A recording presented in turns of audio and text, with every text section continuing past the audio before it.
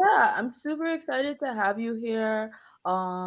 I think it's cool. Like everybody was really excited at the fact that MarkDoc got open source. Would you like to just get us started and tell us who you are? Sure. So I'm Charlie Gerard. I'm a dev advocate at Stripe. So I only started 3 months ago, so I'm still learning about all the different products. But yeah, like on the side, I love technology in general. So advocacy is a good role for me because it's like about teaching what I learn, and then I also explore a lot of different JavaScript stuff on the side as well. So yeah, that's a very very short description of who I am. Oh, I love it. I love it. And I like started recently too. I don't know how long ago did you start in developer advocacy? So I'm in my last job. The last 6 months of it were also advocacy, but Oh, okay. let's say as a job, I've done it for maybe a bit less than a year. But I Okay. feel like I've been speaking like at conferences and doing things like that for quite a few years now. But I wasn't paid for it, so Yeah. I was more of like a general advocate, but it wasn't my job title. Yeah, that makes sense because I remember seeing you on Twitter and you were doing like stuff with TensorFlow. I thought you were a Mm, developer advocate then. And no. that was like when I was really looking into developer advocacy. So that's awesome. And I feel like that's how a lot of developer advocates get their start. Like they start off, you know, kind of showing off what they're up to, and then they eventually transition into that. Let me see. There's Yeah. some comments. Hey Prince. Prince is here. Prince. Yeah. Yeah. I was like, it's gonna be a Netlify, a little mini Netlify reunion. Yeah. Yeah. And also, hi, I don't know how to say your name. Lacampson? Is that your username? Cool, but hello. Thanks for joining us and everybody else who's viewing us. Cool. We could jump straight in if you're okay. Oh, Lake. Okay, cool. Thank you so much. We could jump straight into the what is MarkDoc and then the demonstration. I admittedly had never heard of MarkDoc before y'all Mhm. open sourced it, so I would Yeah. love to learn a little bit more. Sure. So MarkDoc is the authoring framework that we've been using inside Stripe for a few years to build our documentation website. So if you go to stripe.com/docs, it's built with MarkDoc. So it started being built way before my time. I only joined Stripe 3 months ago. So yeah, MarkDoc had been built internally as like a private repo for a few years before that, and we've decided to open source it recently to get more contributions from people. And knowing that, I think a comment I've heard a lot when I joined Stripe is like, oh, the docs are amazing. So it's like sharing back to the community and helping other people also be able to build, really big documentation websites that are also interactive and things like that. So you can do more than just docs with MarkDoc, but Oh, that's that's what we've been using cool. it for. Oh, that's Yeah. so cool. So you don't have to use it for documentation, but that's like one No, good use. yeah, it's more about authoring. So anything that has content can be built with MarkDoc. So you can, I'm considering rebuilding my blog with MarkDoc because at the moment I'm using Gatsby, but I feel like Gatsby is like too much for my blog. I could kind of like stream it down to like strip it down to only using, because I'm using Markdown files in for my blog. So I could only like use MarkDoc and not have to use Gatsby with it. But I was thinking about different options of things that could be built with MarkDoc, and you could have a design system built with MarkDoc as well, because it's a mix of Markdown and components. So, I was thinking about an interactive learning tool or anything that has content and that you can add a bit of like extra functionality to it can be built with MarkDoc for sure. That's so dope. I'm gonna have to try that out. I thought it was just for documentation, but like now you're having my wheels spinning in my head. Nice. I want to say quickly hi to AJ. He just said, "Hey, Mark Duck looks super cool." Also, Lawrence just joined in, and then I don't know how to say your name, but I'm gonna try. Ravid Singh Biz. Thanks for joining us too. Okay, cool. Thanks for telling us a little bit about MarkDoc. And y'all, this stream is gonna be super short. I'm trying to have these be like little quick bites. So we'll love for Charlie to just show us like how it works or demo Sure. something. Yeah. Sure. Let me just share my screen. Okay. Oh, So interesting. oops, sorry. You No, were saying? sorry. I just saw H. I get distracted easily. I saw a comment that H he he uses MarkDoc for literally everything. He writes everything in Markdown. I thought he said MarkDoc. Never mind. But he uses Well, Markdown. if you use Markdown for everything, you can use MarkDoc for MarkDoc. everything. Yeah. So, yeah. So I just wanted to share quickly. There's like a little bit. So for when we launched MarkDoc publicly, I built a simple Next.js starter. And for this stream today, I added a few things to kind of show you a little bit how it works. So hopefully you can see the screen, but if you go into the main MarkDoc repo and you look at the starter, you will see a page that looks like this. And on the main index.md file, which is like this page here, you can see that you're writing it. The core of it is Markdown, so it's built as an extension of Markdown. So if you already have a lot of Markdown files, you can use them with MarkDoc. So that's not anything new. But if you go to the introduction page that I just built, one of the thing that is a little bit different is that you can define a front matter here that you can use if you want to define the title. And one thing that I wanted to talk about is how we use components. So here, if you're used to using standard Markdown, you can't do actually something like this, because what this is here is a custom banner component that's like a React component in which you can pass a prop of type warning, and what is displayed is like that one here. Oh, that's so And cool. yeah, so the way that we can do that here is that if you know React, that's like a standard banner component that renders children, and there's like some styles here. And depending on the type that I'm passing, I'm applying a different background color. So that, that's not something that's super complicated, but it allows you to then use these components in Markdown. And the way that you do this is usually the way that we want to structure apps is that you have a MarkDoc folder, and you would have a tags file in which you import your banner component, and you export it that way by defining the component that you want to render. So here are banner, and you define the types that you allow people to pass down. And you can say, okay, I want people to pass a string, so that if you pass a number, you get an error, and you can define it as required, true or false, so that it allows you to avoid rendering content that's broken. So it's kind of like setting up some guardrails, so that you can help people know what they can and can't render. Because I think in general,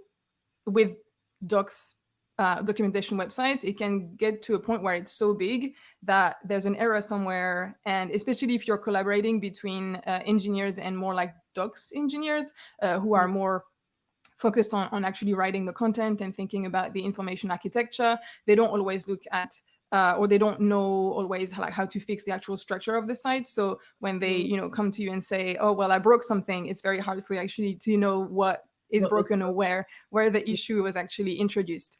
And with the components that you can build with MarkDoc, you can say here that you want this type to be a string, and you can say that it's required or true, so that or true or false. You can have more that I'll show a bit later.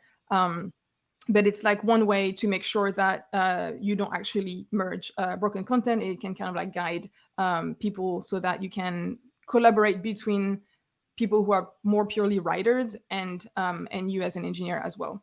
So so you can use MarkDoc in different ways. So I've showed like Markdown files, but you can also write your Markdown content in a JavaScript file. So if I go back and I show the resource page, this is like very, very like small design, right? You can all do better than that. But it's the way that you would. Sorry, let me get back. So there's like a few more things that you can do where you can create some variables. And so here the name is Rizal. Yeah. And you can pass some like functions as well. And the way that you have your content, you can define it like here. So for example, if I write, so the name, that would be the name of the variable. Then I have like result, so I can say result is Oh, that's so cool. awesome. And this is how you would reference your variables. So you can see that if it's a tag, then there's no $sign. But if you refer a variable, you have to use the $sign. And the way that then this config object is passed down, so you parse your content to create an abstract syntax tree. And so validate is for just a bit later. But the main thing you have to do then is to transform it. So you pass the abstract syntax tree to the transform method with the config to say, hey, you're going to look at all of this content, but you're going to have to figure out what this name variable is, where I defined the component, etc. And then Yeah. you render it with the, using Next here. So it's a React renderer, but we also have an HTML renderer. And I think we're looking for contributions. If you're using Vue, you might have to create a Vue renderer. I think we don't have one for Svelte as well. So it's kind of like we want people to be able to use MarkDoc with a lot of different tools. And at the moment, we have a React renderer because our docs website is built with Next.js. So we needed mainly a React renderer.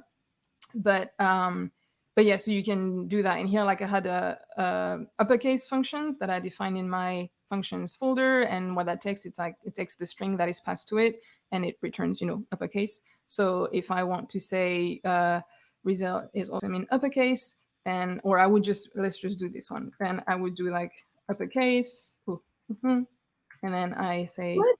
like awesome, Okay.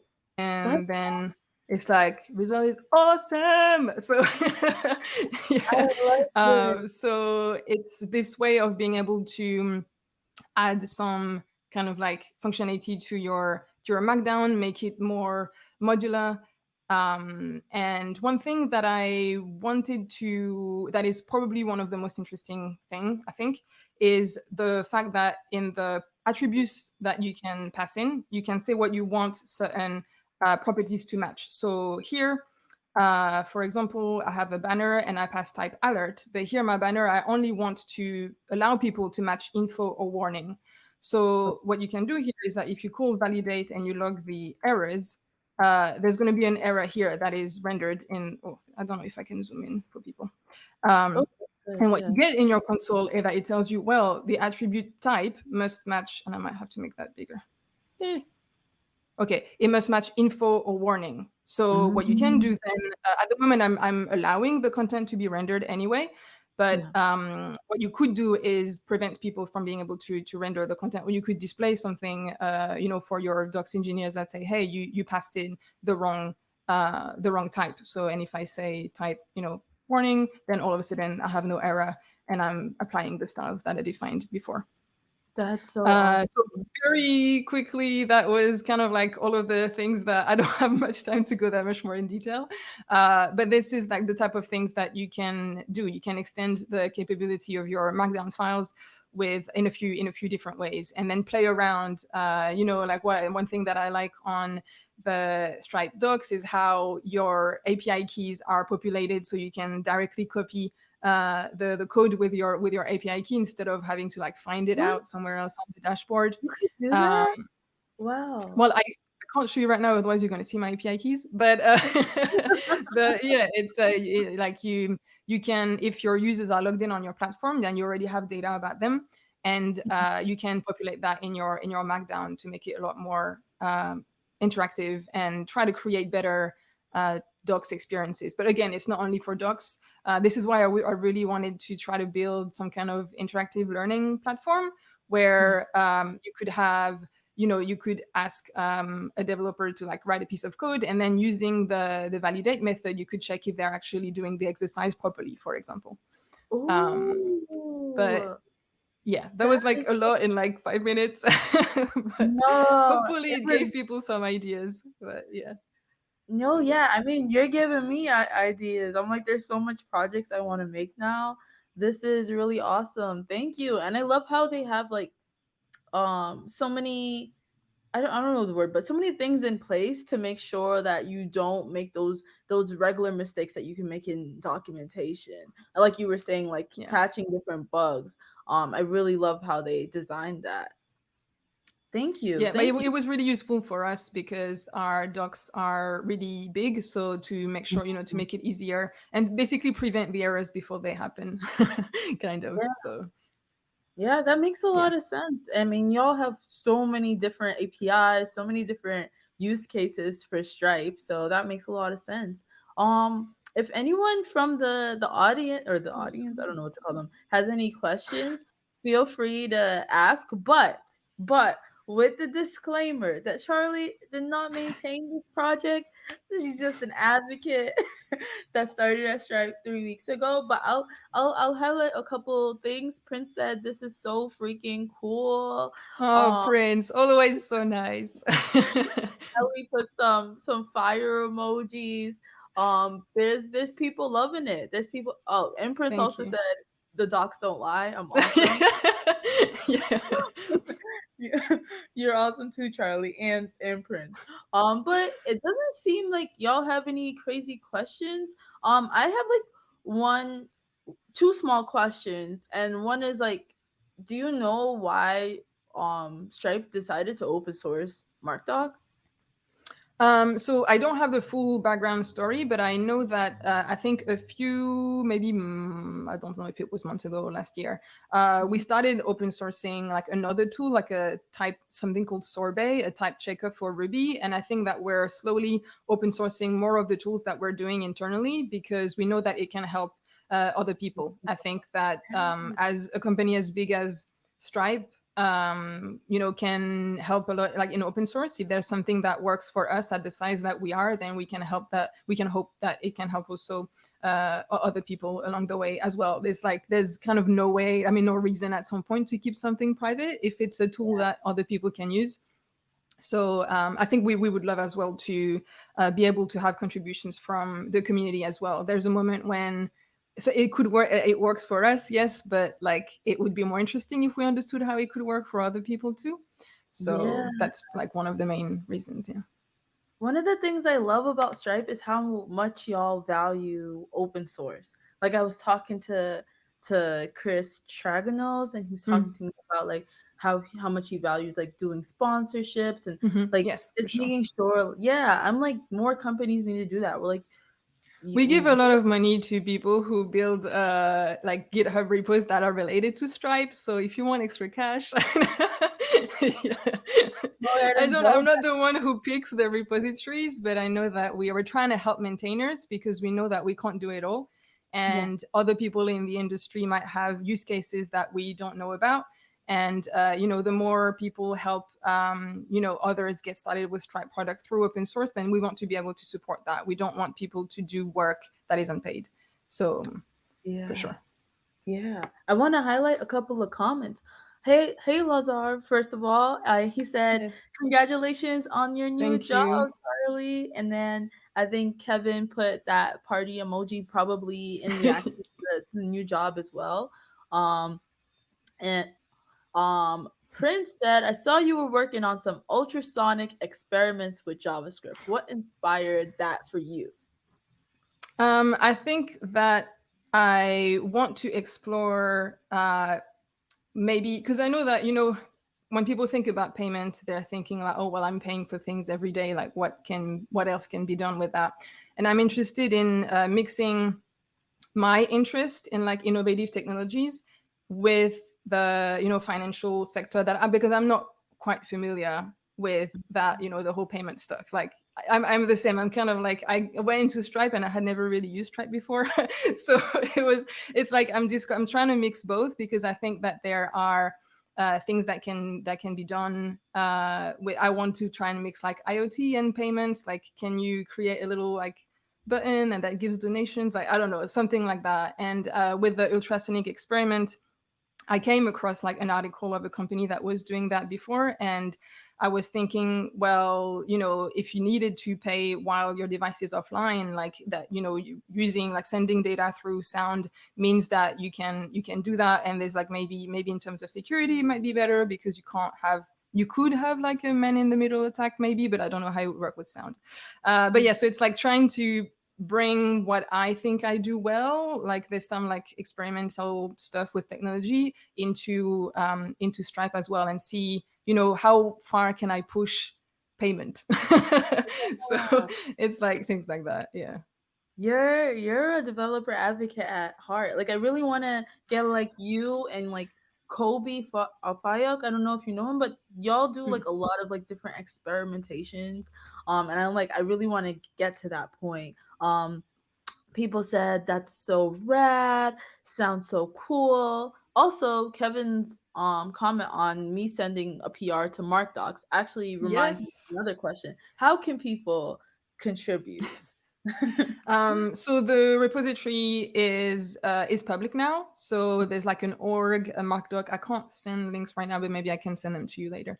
Yeah. But it's so you have MarkDoc on GitHub, and there's like a discussions page if you look at the repository, and we welcome either like questions or comments, feedback.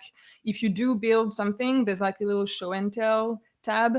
So if you build a MarkDoc plugin to work with a tool that we haven't supported yet, yes, thanks for sending the link. Then you can share it with us, and we'll highlight it. Stripe sends like a newsletter as well, I believe monthly, and we want to highlight the work that other people do as well. So definitely everything is on GitHub, and it's quite active. There's like a dedicated person on it.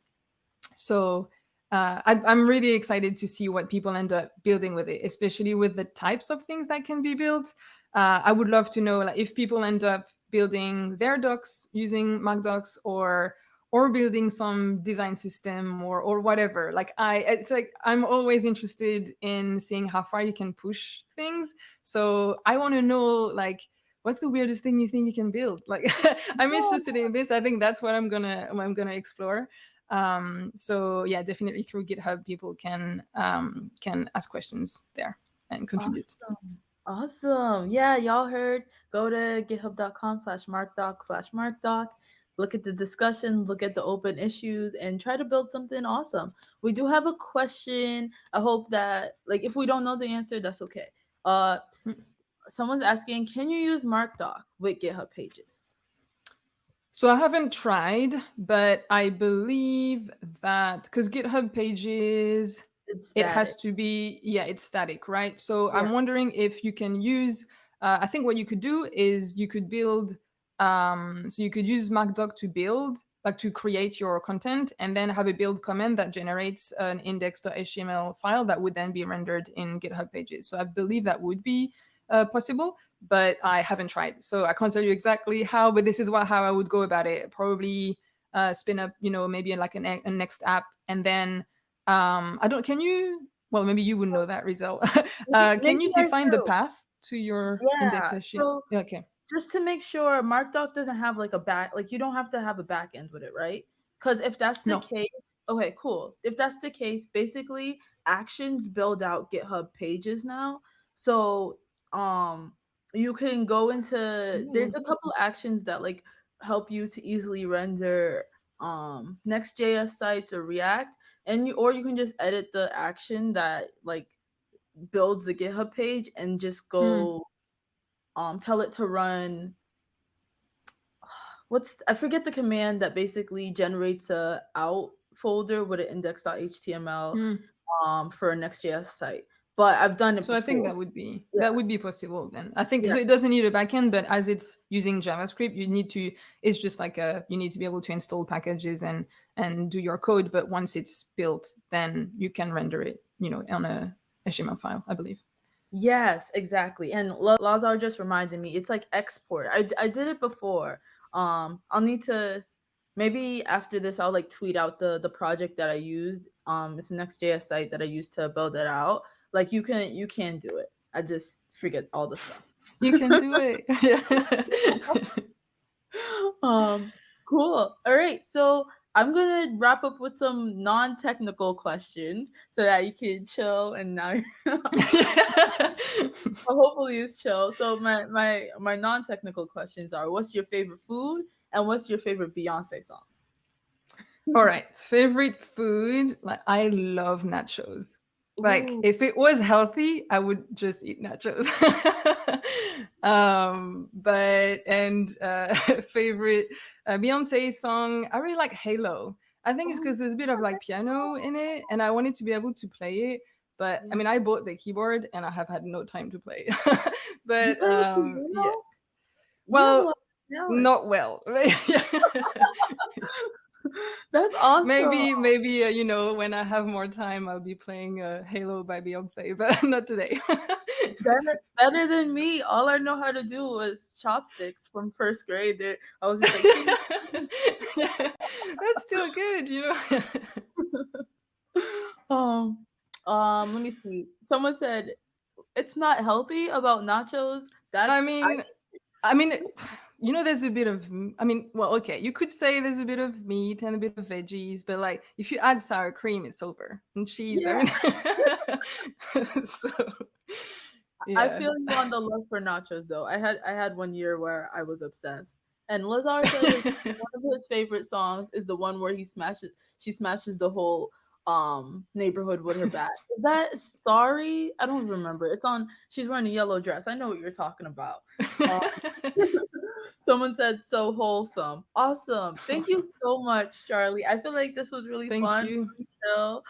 Thank you everyone for tuning in. I like to just keep these short and just like see the demo, chat a little bit, and then we can leave. Do you have any like last thanks Lazar that you love the stream. Do you have any last things that you want to promote? Maybe like, and I should have asked this before, like want people to follow you on Twitter or Dev Charlie or anything. If they want to, like, no pressure. Yeah. Yeah, no, I'm pressuring them. Follow You have to. she has some awesome content that No, she I puts just want to, out. yeah, thanks everyone for joining. And again, I think what is good, I think, about MarkDoc is that it's still, I don't even know if we have like version 1 yet. I think it's like we just started open sourcing it, so there's a lot of things that haven't been done, which I think is a great way to get into open source. Yeah. So it's still at a stage that it's small, that you don't need that much context to try to understand and contribute. So even if there's something that doesn't make sense in the docs, or something that you would like to see more of, feel free to start a discussion. I want to start creating more tutorials, because I think that's like, so far I've only created 2 blog posts. So if I can understand what people struggle with, then that helps me then make sure that I create stuff that make it more easy for people to understand. So if you have some time and you want to, I think it's a good like small repo to get started. Yes, awesome. Y'all, you heard it here. Like it's a perfect boss to start at before it's too big. Like I don't know if anybody ever tried contributing to the React project. Yeah. That one's hard. So this is a good first like starter for people. Awesome. Thank you so much, Charlie, for coming in and talking with Thank me, you. especially on such short notice. I appreciate you. And I All appreciate good. y'all for listening in. Bye. Okay. Bye.